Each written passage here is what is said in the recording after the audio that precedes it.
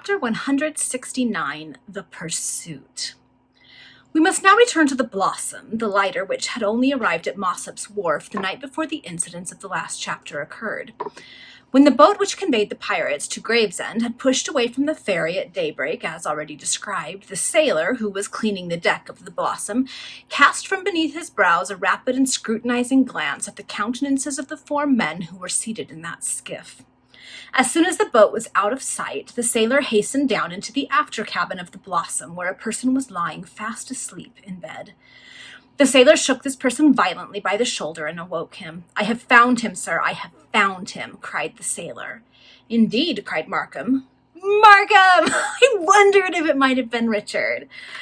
Starting up and rubbing his eyes. Where? "He has just gone with 3 other men in a boat down the river," answered Morcar. Okay, so that was Morcar in disguise. "And one of these men is him that spoke to Benstead last night." "Then they both belong to the ferry," exclaimed Richard. "Both," replied Morcar. "At least they both came from it just now." "Go and rouse Benstead," said Markham, "and in the meantime I will get up." Morcar, who had so well disguised himself, hastened to the cuddy, where Benstead was wrapped in the arms of Morpheus. The police officer was delighted when awakened and made acquainted with Morcar's discovery to find that the Resurrection Man had been thus recognized, and he lost no time in dressing himself. The sailor, or Morcar, and Benstead afterwards proceeded to Richard's cabin, where they found our hero just completing his hasty toilet. "Thus far our aims are accomplished," said Markham when they were all 3 assembled. "It has turned out exactly as I anticipated. Morcar, by aid of his disguise, was enabled to keep a sharp lookout on all the vessels, while the report which you circulated, that he could not speak or hear, prevented him from being questioned. Had Tidkins himself seen Morcar as closely as we are to him now, he would not have known him." Okay, so Richard was not the one talking to the Resurrection Man and the Buffer. It was Benstead, the police officer. Okay, that makes a lot more sense, because they would have recognized Richard. "My suspicions, too, are fully confirmed," observed Benstead. "The moment I saw that feller hanging about us last night, I suspected he was up to no good. But how I managed to pump him, when he doubtless thought that I was the soft-pated one, by my short, evasive, or mysterious answers, I allowed him to think that the Blossom was no better than she should be, and then I saw by his manners and language at once that he was a pirate. But when I dropped a hint about wanting 2 or 3 hands for a good thing which I had in view, how eager the chap was to enlist himself and his pal in the business." "And tomorrow night they are coming to talk over the matter with you?" said Richard, half interrogatively. "Tomorrow night or the night after," returned Benstead. "The pal that the man spoke of is sure to be Tidkins, since our friend Morcar saw the villains leave the ferry together." "But there were 2 other men in the boat," observed Morcar. "You say that they sculled the boat round to the ferry from some place higher up the river?" said Richard. "Yes, but I could not see where they came from, as it was nearly dark when they got alongside the ferry."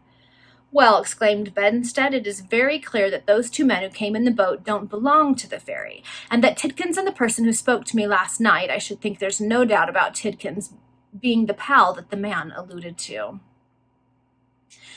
"Not the slightest," said Markham. "And yet, to make assurance doubly sure, we will not alter the plan which we laid down yesterday afternoon when we first came on board the lighter. You, Benstead, must remain spokesman, the master, in fact, of the Blossom. You, Morcar, will continue to be deaf and unable to speak," continued Richard with a smile, "and I must keep close in this cabin until the moment of action arrives. If, tomorrow night or the night after, that man should bring Tidkins with him, our object is accomplished at once. If he bring a stranger, our precautions must be strictly preserved, and we must devise a means of seizing the miscreant on board the ferry or any other lighter to which we can trace him." This advice was agreed to by Benstead and Morcar, and while Richard remained below, the others took their turns in watching upon the deck. But all that day passed, and the pirates did not come back to the ferry, they being occupied in the manner related in the last chapter.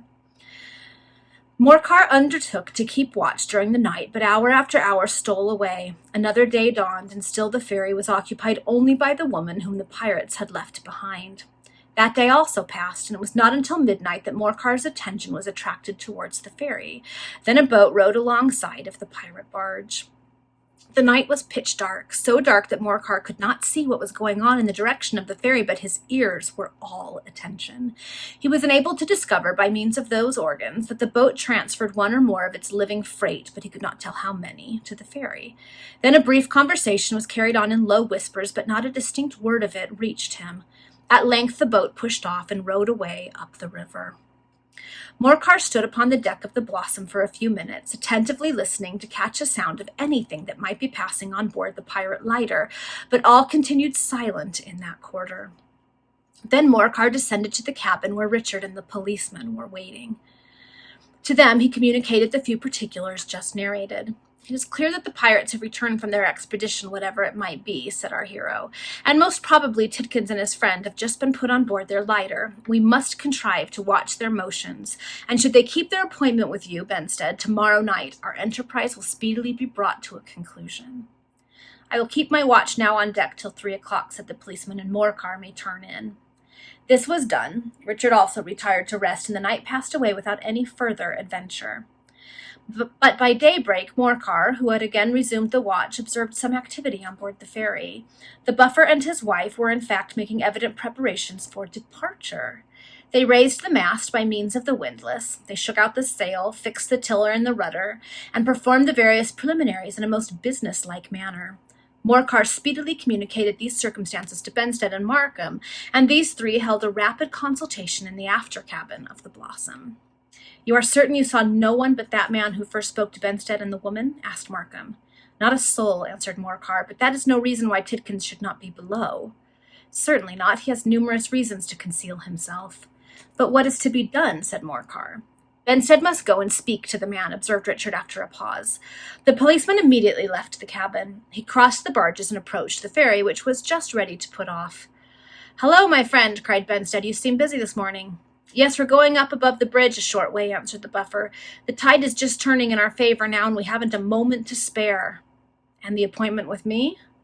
"Oh, that must stand over for a day or two. How long do you mean to remain here?" "Till I get a couple of good hands to help me in the matter I alluded to the night before last," answered Benstead.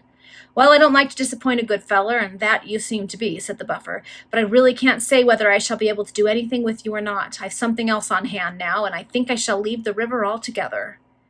"You speak openly, at all events," said Benstead. "It's very annoying, though, for I relied upon you. Can't your pal, the man that you spoke of, give a hand in this matter with me?" "No," answered the Buffer shortly, "but I'll tell you who'll put you up to getting the assistance you want, and that's Mossop's foreman. He's a cautious man and won't meet you halfway in your conversation, but you can make a confidant of him, and if he can't help you, he's sure to sell you. Now goodbye, old feller, and good luck to you." With these words, the Buffer loosened the rope that held the ferry alongside the barge next to it, and then by means of a boat hook he pushed the lighter off. "Goodbye," exclaimed Benstead, and he hastened back to the Blossom. "Now what must be done?" asked Morcar, when these particulars were communicated to him and Richard. "It seems clear to me that these men have endangered themselves by something they have just been doing," observed Benstead, "and so they're sheering off as fast as they can." "And most likely the Resurrection Man is concealed on board the ferry," added Markham. "We must follow them. We must follow them at any rate." "If we take our skiff and pursue them, they will immediately entertain some suspicion," said Benstead. "And if you go, sir, the Resurrection Man will recognize you the moment he catches a glimpse of you." "We have no alternative, my good friends," observed Richard. "Let us all three follow them in our skiff. We will dog them, we will watch them, and if they attempt to land, we will board them." "Be it so," said Benstead. This plan was immediately put into operation. The skiff was lowered, Markham, the policeman, and Morcar leapt into it. The two latter pulled the oars, and our hero, muffled in a pilot coat, with the collar of which he concealed his countenance as much as possible, sat in the stern. "Just keep the lighter in view, and that's all," said Richard. "So long as it does not show signs of touching at any place on shore, we had better content ourselves with following it till we are assured that Tidkins is actually on board. And we know he's not. They left him on the plague ship." "Certainly, sir," answered Benstead. "We might only get ourselves into trouble by forcibly entering the ferry, unless we knew that we should catch the game we're in search of." The rowers had therefore little more to do than just play with their oars, as the tide bore the skiff along with even a greater rapidity than the lighter, although the latter proceeded with tolerable speed, in consequence of being empty and having a fair breeze with it. Thus, when the boat drew too near the barge, the rowers backed their oars, and by this maneuvering they maintained a convenient distance. On board the lighter, the buffer and his wife were too busy with the management of their vessel, a task to which they were not altogether equal, to notice the watch and pursuit instituted by the little boat. In the manner described, the two parties pursued their way up the narrow space left by the crowds of shipping for the passage of vessels. The tower was passed, that gloomy fortalice, which has known sighs as full of anguish and hearts as oppressed with bitter woe as ever did the prisons of the Inquisition or the dungeons of the Bastille. Then the custom house was slowly left behind, and Billingsgate, world-renowned for its slang, was passed by the pursued and the pursuer. To avoid the arch of London Bridge, the buffer lowered his mast. Then midway between that and Southwark Bridge, his intentions became apparent. He was about to put in at a wharf on the Surrey side, where a large board on the building announced that lighters were bought or sold. "Pull alongside the ferry," cried Markham. "We must board her before she touches the wharf, or our prey may escape." Benstead and Morcar plied the oars with a vigor which soon brought the boat within a few yards of the ferry. The buffer's attention was now attracted to it for the first time, but he did not immediately recognize the two rowers because they had their backs turned towards the lighter. "I should know that man," suddenly exclaimed Richard as he contemplated the buffer, who was standing at the tiller, and who had his eyes fixed with some anxiety on the boat, which was evidently pulling towards him. "Who?" asked Benstead. "The man on board the lighter," was the reply. Benstead cast a glance behind him and said, "He's the man that I spoke to." "I remember him, the villain. I recollect him now," cried Richard. "Yes, he is a companion in iniquity to Anthony Tidkins. It was he who brought me that false message concerning my brother, which nearly cost me my life at Twig Folly." These words Richard spoke aloud, but they were unintelligible to his two companions, who were unacquainted with the incidents referred to. They had no time to question him, nor had he leisure to explain his meaning to them, for at that moment the boat shot alongside of the lighter. "Markham!" cried the buffer in alarm as he recognized our hero, who immediately sprang upon the deck. "You know me," said Richard, "and I have ample reason to remember you, but my present business regards another, and if you offer no resistance I will not harm you." "Who do you want?" asked the buffer, somewhat reassured by these words. "Your companion," replied Richard. "What, my wife?" said the buffer with a hoarse laugh. "Do you know this gentleman, Moll?" "Cease this jesting," cried Richard sternly, "and remain where you are. Benstead, take care that he does not move from the deck. Morcar, come you with me." The buffer cast looks of surprise and curiosity upon Richard's companions, who, having made the boat fast to the lighter, had leapt upon the deck. "What, you, my fine feller?" cried Wicks, addressing himself to Benstead. "I suppose, then, this is all a regular plant, and you're—" "I'm a police officer," answered Benstead coolly. "But as far as I know, we have no business with either you or your wife, since you say that this woman is your wife." "Well, so much the better," remarked the buffer, "and I also suppose your companion is about as deaf and speechless as I am." "About," replied Benstead, unable to suppress a smile. "Keep quiet, and no harm will happen to you." "But who is it that you do want?" asked the buffer. "Your friend Tidkins, better known as the Resurrection Man." "Then you won't find him here." In the meantime, Richard and Morcar had descended into the after cabin, and they now reappeared upon the deck, their search having been fruitless. He and Morcar visited the cuddy, but the Resurrection Man was not evidently in the lighter. They returned to the after-deck and questioned the buffer. "I don't know where Tidkins is," was the reply to that individual, who did not dare reveal the truth relative to the expedition to the plague ship and its result. "And even if I did, it is not likely that I should blab anything that would get us both into a scrape, since I see that the whole thing with you is a trap, and that man there," he added, pointing to Benstead, "is a policeman." "Now listen," exclaimed Richard. "It is in my power to have you arrested this moment for being concerned in a plot against my life. You know how and when, but I pledge you my honor that if you will satisfy me relative to Anthony Tidkins, we will depart and leave you unmolested. I scorn treachery, even among men of your description, and I will not offer you a bribe. But I require to know how he came to separate from you, for I am convinced that he was with you a day or two ago." "Well, sir," said the buffer, who had found time while Richard thus spoke to collect his ideas and invent a tale. "Tidkins, me, and some other pals went on a little excursion night before last, and you don't want me to get myself into a scrape by saying what the business was, but we fell in with a Thames police boat some way down the river, and Tidkins had a swim for it." "Did he escape?" demanded Richard. "Yes," answered the buffer boldly. "I saw him get safe on land, and then, of course, he took to his heels." "This looks like the truth, sir," said Benstead, aside to our hero. "These fellows have been balked in some scheme. The river police have got scent of him, and that's the reason why this man gets off so quick with his lighter."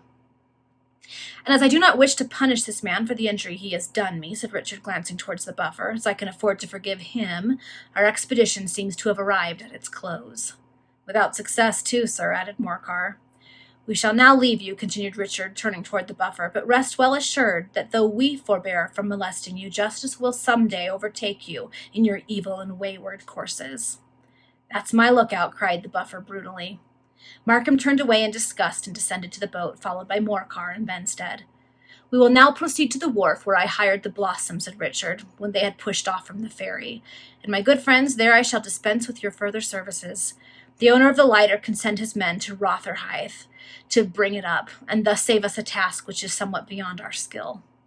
It is a great pity we have failed to capture the miscreant, observed Morcar.